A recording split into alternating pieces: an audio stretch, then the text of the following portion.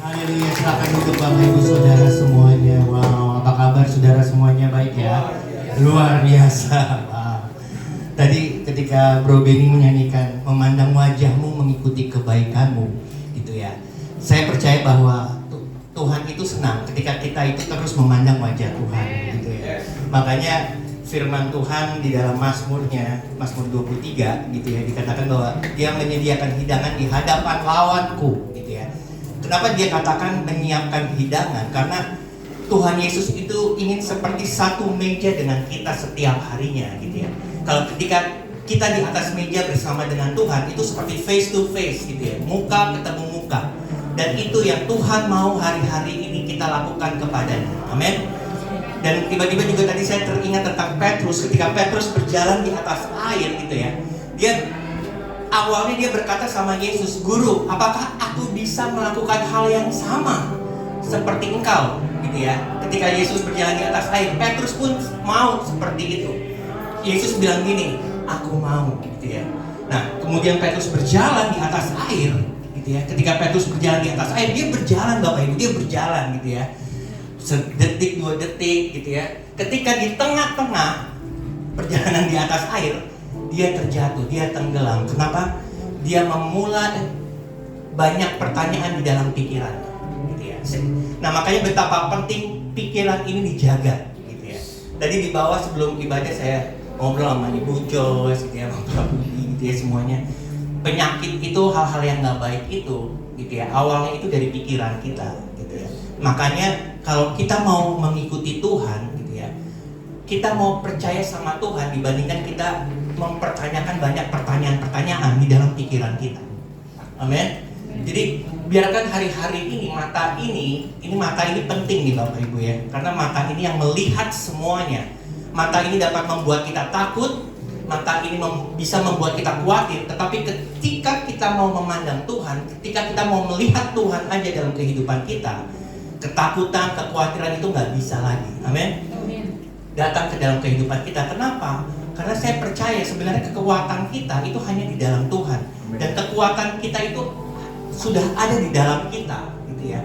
Makanya Tuhan lebih tertarik mengubah apa yang di dalam dibandingkan mengubah apa yang di luar kita, gitu ya. Nah, kalau apa yang ada di dalam itu sudah berubah seperti yang Yesus inginkan, yang di luar itu mudah, saudara. Amin. Yang di luar itu pasti berubah ketika yang di dalam itu berubah, gitu ya. Nah, makanya hari ini saya mau memberikan tema pengudusan atau pengampunan. Hari ini kita mau belajar dari Yesus tentang yang namanya pengampunan. Karena saya percaya saudara, Tuhan menciptakan kita, Tuhan mendesain hati kita itu untuk menyimpan hal-hal yang baik, gitu ya. Untuk menyimpan hal-hal yang ajaib. Sayangnya manusia lebih banyak menyimpan hal-hal yang nggak baik. Makanya manusia bisa gampang kecewa, gitu ya, kepahitan, luka batin. Kenapa? Karena yang disimpan di dalam hatinya itu adalah bukan yang daripada Tuhan, gitu ya.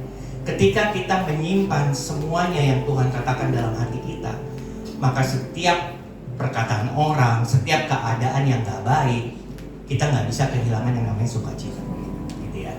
Karena apa? Karena kita hidup berdasarkan apa kata Tuhan, gitu ya. Tetapi hari ini kita harus lepaskan itu semua, Bapak Ibu. Amin. Ini di awal bulan November. Bulan depan kita masuk Desember dan Natal. Sebelum Natal kita mau melepaskan semua yang gak baik itu, semua yang gak berkenan, semua mungkin perkataan orang yang menyakiti kita, gitu ya. Suami kita, istri kita, atau ada anak-anak kita, gitu ya. Kita mau lepaskan itu semua dan kita akan melihat hal-hal yang besar terjadi dalam kehidupan kita. Amin. Amin. Kita buka Yohanes 13 ayat yang ke-14. Yohanes 13 ayat yang ke-14.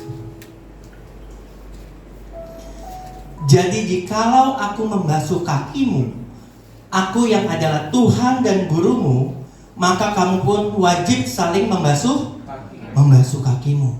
Pada waktu itu, saudara Bapak Ibu, Yesus memiliki 12 murid, gitu ya. Artinya gini loh.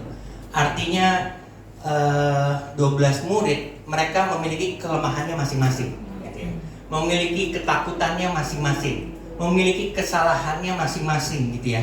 Sama seperti kita di gereja ini gitu ya. Kita pasti memiliki yang namanya kelemahan yang berbeda-beda, kesalahan yang berbeda-beda gitu ya. Bahkan kejagoan yang berbeda-beda gitu ya. Tetapi yang menariknya di sini adalah Yesus tidak mempermasalahkan itu semua gitu ya. Yesus tidak mempermasalahkan apa yang sudah dilakukan oleh murid-murid pada waktu itu gitu ya. Padahal banyak sekali kesalahan-kesalahan, hal-hal yang membuat mungkin Yesus kecewa pada waktu itu gitu ya. Tetapi Yesus tidak memilih untuk apa ya? Untuk menunjuk-nunjuk kesalahannya. Tetapi yang menariknya di sini adalah Yesus memilih untuk menguduskan, memilih untuk menyucikan, memilih untuk mengampuni murid-murid dan kita hari ini. Amin saudara. Yesus memiliki hak nggak untuk menghakimi? Memiliki hak karena dia adalah Tuhan. Tetapi di sini yang menariknya adalah yang powerfulnya, dia itu memilih untuk mengampuni, gitu ya. Nah, apa yang Yesus lakukan kita mau lakukan, benar ya? Jadi kalau ada kesalahan-kesalahan dari teman kita, sahabat kita, kita harus memilih untuk mengampuni. Gitu. Mungkin kita punya hak untuk menyalahkan orang, kamu sih yang udah mengkhianati aku, kamu sih yang udah ini, yang sudah itu, gitu ya. Tetapi kita mau memilih untuk melakukan apa yang Tuhan sudah lakukan. Memilih untuk melakukan seperti yang Yesus sudah lakukan, gitu ya. Banyak orang suka chat di IG saya gitu ya, Bapak Ibu gitu ya. Kak, benar nggak sih Kak, Yesus itu mengampuni dosa saya gitu ya. Sampai sekarang banyak banget. Kak, apakah Yesus mengampuni dosa yang saya sudah lakukan? Dosa saya besar banget nih Kak gitu ya. Dosa saya besar banget, kayaknya Yesus nggak mungkin ampunin nih dosa saya gitu ya. Tetapi saya bilang gini saudara, kasih Yesus itu melebihi pelanggaran-pelanggaran kita. Kasih Tuhan melebihi apa yang sudah kita lakukan di masa lalu kita. Gitu ya. Jadi kalau Tuhan sudah nggak lihat masa lalu kita, kalau Tuhan sudah nggak lihat dosa kita, pelanggaran kita, kenapa kita harus melihat kesalahan-kesalahan kita di hari ini? Gitu ya. Amin saudara. Amin. Nah, ini adalah gambaran kerendahan hati yang Tuhan Yesus ingin ajarkan kepada kita hari ini, bahwa kasih harus di atas segala-galanya. Kasih harus menjadi utama dalam kehidupan kita. Ini kalau kasih udah jadi yang utama dalam kehidupan kita, wah, kita nggak bisa kecewa, kita nggak bisa pahit lagi, kita nggak bisa luka batin lagi. Kenapa? Karena ada kasih yang melebihi itu semua, saudara. Dan kasih itu sudah tinggal di dalam hidup kita. Amin. Kasih itu sudah tinggal dalam kehidupan kita. Nah, inilah yang disebut namanya perfect love, gitu ya. Atau kasih yang sempurna, gitu ya. Kita memiliki Tuhan, kita memiliki Bapa yang penuh dengan kasih, dan kasihnya itu sempurna, Bapak Ibu.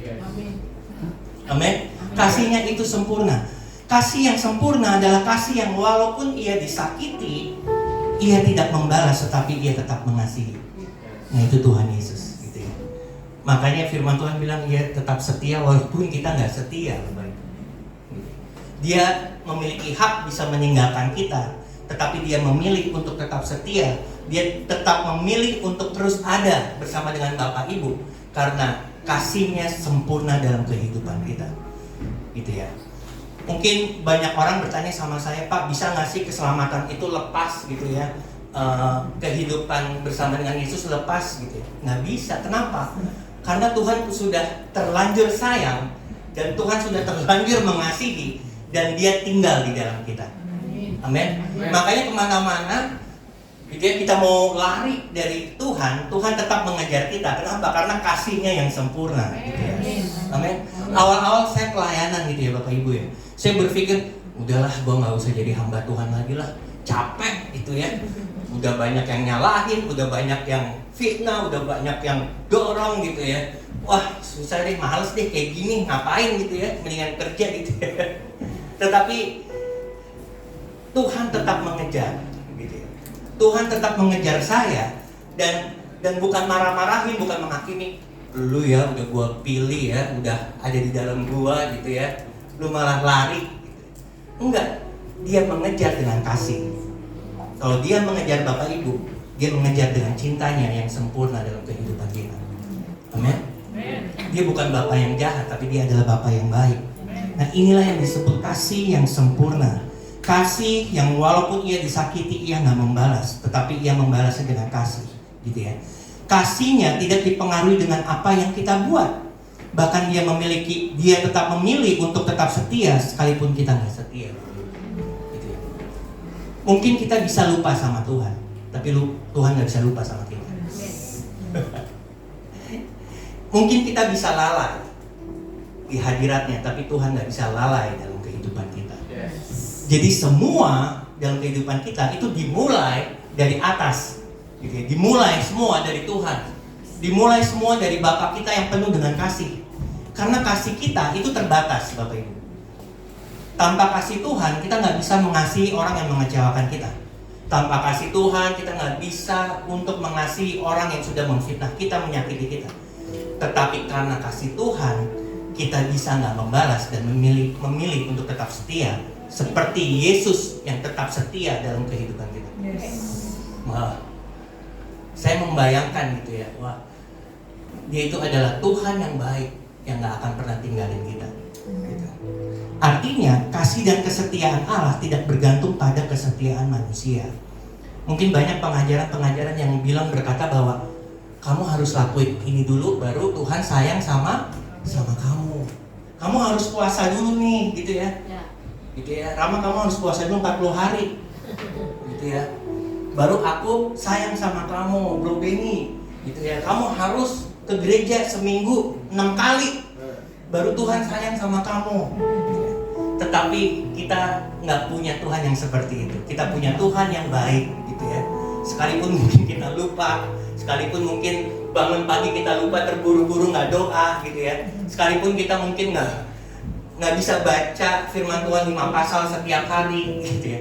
Tetapi Dia tetap memilih untuk tetap setia, memilih tetap untuk sayang sama kita. Dia berinisiatif, gitu ya, di dalam hatinya untuk memeluk kita, untuk terus ada sama kita. Itu Tuhan kita, saudara. Jadi yang kita bisa pelajari di sini adalah kasihnya itu konsisten banget, gitu ya. Apa yang Dia lakukan dari dulu, sekarang, dan sampai selama-lamanya, Dia tetap konsisten, gitu ya. Dulu Dia mengasihi, sekarang mengasihi, dan selama-lamanya Dia mengasihi. Gitu ya. Artinya kalau dulu ada mujizat, sekarang juga pasti ada mujizat. Bahkan di hari-hari ke depan kita pasti ada mujizat. Kalau dulu ada jalan keluar, sekarang ada jalan keluar, pasti hari esok juga ada jalan keluar. Karena apa? Karena Tuhan itu konsisten. Tuhan itu konsisten. Mungkin hari ini kita seperti ada di dalam satu situasi, saudara, yang sepertinya aku gagal deh, Pak. Sepertinya aku jatuh di dalam dosa yang sama, gitu ya. Melakukan banyak kesalahan dan kelemahan. Tetapi sekali lagi Yesus yang penuh dengan kasih tidak menunjuk atau tidak melihat kita sebagai orang yang berdosa, gitu ya. Tetapi Yesus ingin menguduskan kita, menyucikan kita dari segala kesalahan-kesalahan kita. Bahkan di Roma 8 ayat yang ke-1, Roma 8 ayat yang ke-1.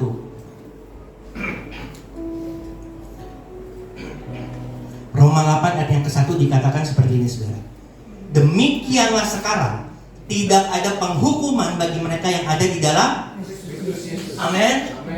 Nggak ada lagi penghukuman buat kita, gitu ya. Jadi jangan tanya, Pak, saya ini masuk surga atau masuk neraka? Udah jelas, gitu ya. Demikianlah sekarang tidak ada penghukuman bagi mereka yang ada di dalam Kristus Yesus. Sekali Yesus, selama-lamanya tetap Yesus. Amin. Amin. Jadi kita nggak mudah untuk digoyangkan, gitu ya. Versi terjemahan bebasnya dikatakan gini, Bapak Ibu. Jadi sekarang perkara itu sudah selesai. Tidak ada lagi suara tuduhan atau penghukuman terhadap mereka yang hidup bersatu dengan Yesus, Sang yang diurapi. Ini bagus banget loh ayatnya, gitu ya. Jadi ketika kita bersatu dengan Yesus, dikatakan tidak ada lagi penghukuman di dalam Dia. Ini yang harus kita pegang, Bapak Ibu. Kalau enggak kita mudah untuk udah nggak apa-apalah, gue pindah agama, gitu ya, gue pindah kepercayaan, gitu ya. Tetapi ini yang harus kita ingat setiap hari. Tidak ada lagi penghukuman di dalam di dalam Kristus, di dalam Yesus. Wah, ini terus yang harus kita ingat. Nah, jadi kalau Tuhan yang berkata tidak ada penghukuman bagi mereka yang ada di dalam Kristus, mengapa kita merasa keselamatan itu bisa hilang? Gitu ya. Keselamatan bisa hilang ketika kita keluar dari keselamatan itu sendiri. Jadi keselamatan bisa hilang ketika kita keluar, bukan lagi ada di dalam Yesus, gitu ya. Karena saya percaya dia benar-benar jalan, gitu ya, dan dia kebenaran, dan dia hidup. Nggak ada yang bisa datang kepada Bapa kalau tidak melalui aku, melalui Yesus. Ini yang membuat saya pindah, berbalik untuk mempercayai Yesus. Karena saya percaya dia adalah jalan. Dulu ketika saya nggak ada di dalam Yesus, gitu ya. Dulu saya bukan seorang Kristen, gitu ya, saudara ya, gitu ya. Jadi masih abu-abu. Waduh, gua nanti kalau mati masuk surga apa masuk neraka ya? Dan saya nggak bisa menjelaskan Tuhan itu seperti apa. Seperti apa? Kalau ditanya, Tuhan kamu mana? Ada di atas. Gitu. Saya nengok di atas mana? Nggak ada, di genteng nggak ada. Di awan-awan nggak ada. Tetapi kita yang ada di dalam Yesus, kita bisa melihat, menjelaskan bahwa tidak ada lagi penghukuman di dalam Kristus. Karena firman Tuhan yang berkata, dan kalau firman Tuhan yang berkata-kata, itu pasti kejadian. Itu pasti kejadian. Makanya kalau Tuhan bilang kamu sembuh, kamu sembuh. Kalau Tuhan bilang kamu pulih, kamu pulih. Kalau Tuhan bilang kamu diberkati, kamu diberkati. Kenapa? Karena Tuhan yang bilang. Kalau yang saya yang bilang itu bisa salah, saudara. Tapi ini masalahnya, ini Tuhan yang ngomong sama saudara bahwa aku tetap menyertai kamu sampai akhir zaman. Kata-kata menyertai artinya dimanapun saudara ada, itu Tuhan ada. Itu Tuhan ada. Makanya ketika Abraham bilang sama ponakannya gitu ya, Lot, kamu mau kemana? Kalau lu ke kiri, gue ke kanan nih. Kalau kamu ke kanan, aku ke kiri nih. Gitu ya. Ketika kambing dombanya sudah semakin banyak, mereka harus berpisah gitu ya, supaya tidak terjadi pertengkaran. Buat Abraham, tempat bukan masalah. Yang Abraham tahu bahwa ketika dia sama Tuhan, dia diberkati Tuhan. Pada waktu itu Lot melihat ke depan, firman Tuhan katakan ya, dia melihat, wah bagus di sana, enak di sana ya, pemandangannya bagus, airnya banyak, rumputnya banyak. Kalau zaman sekarang mungkin tempatnya strategis gitu ya. Kita biasanya memilih tempat usaha bisnis di tempat yang strategis gitu ya. Nggak salah Bapak Ibu. Tetapi yang jadi masalah ketika kita nggak mengandalkan Tuhan. Yang jadi masalah kita berpikir itu adalah kekuatan kita mendapatkan berkat Tuhan. Gitu ya. Nah, makanya penting banget kita tahu bahwa Tuhan menyertai. Jadi kalau kita diberkati hari ini, itu semua karena Tuhan. Kalau karena Tuhan itu hilang, nggak jadi masalah dong, gitu ya. Karena kita diberkati karena Tuhan, bukan karena kita. Tetapi saya percaya di dalam Tuhan kita menjadi kepala dan bukan ekor, dan terus naik dan terus naik dan terus naik, gitu ya. Tuhan gak mengizinkan kamu untuk ada terus di bawah, tapi Tuhan akan membangkitkan kamu, membangkitkan mimpi-mimpi saudara yang mungkin saudara sudah lupa mungkin, gitu ya. Banyak doa mungkin di dalam hati saudara yang saudara mungkin udah gak doain lagi. Benar ya? Gak tahu kenapa tiba-tiba saya diingatkan seperti itu. Mungkin banyak doa yang saudara udah gak doakan selama ini. Tuhan mau merealisasikan itu di hari ini. Saudara akan melihat banyak mujizat. Bukan hanya di awang-awang, bukan hanya di dalam pikiran, tetapi kita akan melihat dengan mata kita sendiri bahwa Tuhan yang akan melakukan itu. Tuhan yang akan berperang ganti kita, dan kamu akan diam saja. Kata diam saja artinya itu jangan dong andalin kekuatan kamu. Itu diam, gitu ya, diam di situ. Karena pikiran kita itu kadang-kadang nggak bisa diam Bapak Ibu. Aduh gimana lagi dia pusing nih, gimana ya rencana planning A nggak jadi, planning B nggak jadi, planning C. Dan saking banyaknya rencana, nggak ada yang jadi. Bener ya? Tetapi saya berdoa hari ini Bapak Ibu Saudara semua, setiap jemaat Tuhan di tempat ini diberkati Tuhan. Amin. Dan kalau saudara sudah diberkati Tuhan, saudara bisa menjadi berkat buat banyak orang, buat banyak generasi, buat banyak orang yang mungkin belum percaya sama Yesus. Supaya apa? Supaya perbuatan Tuhan, supaya Tuhan dapat dilihat melalui kehidupan kita. Banyak orang di luar sana menantikan keselamatan. Banyak orang di luar sana menantikan, aduh Tuhan mana ya, Tuhan mana ya, Tuhan mana ya. Dan siapa lagi kalau bukan kita yang akan menjadi jawaban untuk mereka di luar sana yang belum percaya sama Tuhan. Gitu ya. Bahkan sampai hari ini saya masih berdoa untuk keluarga saya yang belum percaya sama Tuhan. Siapa aja Pak? Semuanya belum percaya sama Tuhan. Gitu ya. Saya dan istri nggak bosan untuk mendoakan mereka, karena saya percaya bahwa setiap doa orang benar itu besar kuasa. Dan saya percaya setiap apa yang keluar dari mulut lidah kita itu pasti terjadi. Itu pasti terjadi. Tinggal nunggu waktunya. Tuhan merealisasikan itu semua menjadi kenyataan dalam kehidupan kita. Jadi hari ini kalau ada doa yang belum dijawab, percaya Tuhan akan menjawab. Bahkan kalau itu nggak terjawab, Tuhan menyediakan yang lebih baik untuk kehidupan saudara. Amin. Untuk kehidupan saudara. Jangan mau kita percaya dengan suara tuduhan, suara intimidasi, karena Tuhan nggak memberikan itu semua. Tuhan memberikan kita itu suara yang memberikan kita kekuatan, sukacita, damai sejahtera, Bapak Ibu. Jadi kalau ada bisikan-bisikan kan, kamu nggak bisa, kamu kan gagal, gitu ya. Kamu nggak layak, kamu orang berdosa, itu bukan dari Tuhan. Itu suara dari musuh kita. Biarin aja, gitu ya. Biarin aja. Gitu ya. Makanya betapa pentingnya kita mendengarkan suara Tuhan. Tuhan bilang gini, domba-dombaku mengenal suaraku. Gitu ya. Kita bisa mengenal suara Tuhan. Yang pertama itu dari firman Tuhan. Karena firman Tuhan itu nggak bisa salah, gitu ya. Itu nggak bisa salah. Dan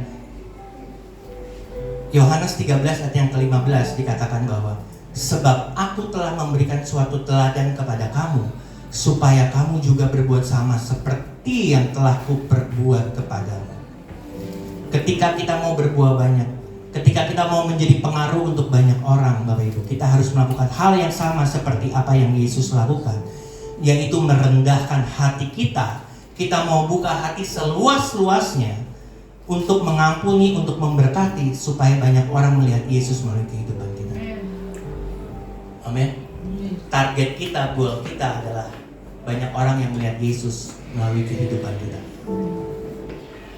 Umur kita bisa habis, Bapak Ibu, dan kita akan kembali ke rumah Bapak.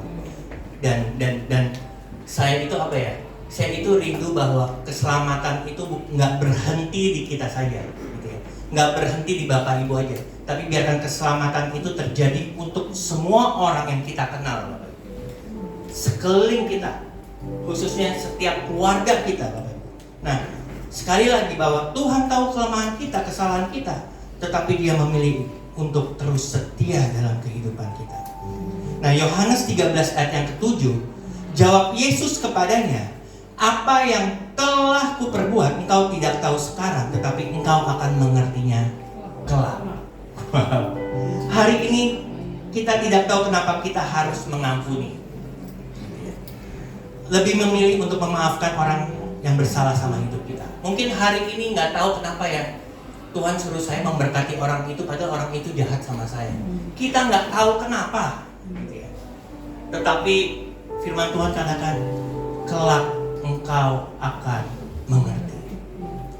Dan saya percaya bahwa ketika Tuhan berkata seperti itu, artinya ada sesuatu yang baik, ada sesuatu hal-hal yang besar, yang ajaib, yang Tuhan akan tunjukkan di hari-hari ke depan kita. Amin. Karena dikatakan sekarang ini, hari ini kita nggak tahu, gitu ya. Tapi kelak itu hari esok kita akan melihat. Apa yang kita lihat? Keajaiban Tuhan, kebaikan Tuhan. Jadi biarkan yang ada di dalam pikiran ini, saudara, hari ini yang kita simpan dalam pikiran-pikiran Tuhan. Makanya firman Tuhan bilang gini, milikilah pikiran-pikiran Kristus. Gitu ya. Dan saya berdoa kita memiliki pikiran-pikiran Kristus, bukan pikiran-pikiran dunia. Dunia ini bisa bergoncang, harga semua bisa naik, gitu ya. Dan itu bisa buat kita takut. Tetapi milikilah pikiran-pikiran Kristus, supaya apapun bisa terjadi dalam kehidupan kita, tetapi itu nggak bisa menggoncangkan iman kita. Amin. Yes Lord. Ayat yang terakhir, Efesus 1 ayat yang ke-18.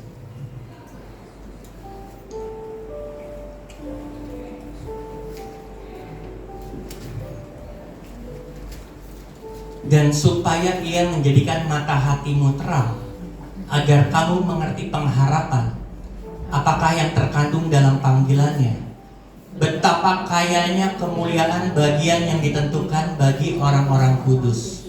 Wow. Ada versi yang lain di The Passion gitu ya saudara ya, kemarin saya bagikan juga di Komsel. Dikatakan bahwa saya berdoa supaya terang Allah akan menerangi mata imajinasimu, membanjirimu dengan terang, sampai kamu mengalami pewahyuan yang penuh tentang pengharapan kemuliaan kita yang agung. Kita tahu itulah alasan Dia memanggilmu untuk datang kepadanya. Dan aku berdoa supaya kamu mengeksplorasi dan mengalami sendiri kekayaan ini yang sudah diberikan secara cuma-cuma kepada semua orang kudusnya, karena kamu adalah milik pusakanya yang sesungguhnya. Saya percaya kita adalah miliknya Tuhan. Amin. Dan dikatakan bahwa saya berdoa supaya terang Allah akan menerangi mata imajinasimu. Imajinasi itu ada dalam pikiran kita. Kita seringkali berkata kata-kata dunia ini gitu, seringkali menghayal dulu gitu ya. Nah, kalau kita mau menghayal, kalau kita mau berimajinasi, firman Tuhan gini, supaya terang Allah menerangi imajinasi. Jadi mulai hari ini saudara, kalau kita mau berpikir, berpikirlah apa yang baik yang akan terjadi dalam hidup kita. Jangan berpikir yang buruk. Pak, nanti kalau hal ini terjadi gimana ya Pak? Pak, gimana ya Pak? Hari ini kita mau berimajinasi, sekalipun kita belum melihat hari ini, tetapi kita percaya sesuatu yang baik akan terjadi dalam kehidupan kita. Mata imajinasi, kita akan diterangi oleh terang Allah. Amin. Terang Allah, supaya kita bisa melihat hal yang baik di tengah keadaan yang gak baik. Terakhir saya mau bilang sama saudara, Dia selalu memiliki hal yang baik di tengah keadaan yang gak baik. Dia selalu memiliki good news, kabar baik, kabar sukacita di tengah setiap badai apapun yang sedang kita alami hari ini. Jadi ketika kita ada di dalam Yesus, masih ada pengharapan buat saudara, masih ada jawaban untuk saudara. Amin. Hari ini biarkan fokus kita arahkan kepada Yesus. Yang kita kejar adalah kerajaannya, yang kita kejar adalah kebenarannya, maka semuanya itu akan ditambahkan dalam kehidupan kita. Amin. Mari kita bangkit berdiri Bapak Ibu. Yes Lord, kami mau terhubung dengan Engkau. Kami terus mau terhubung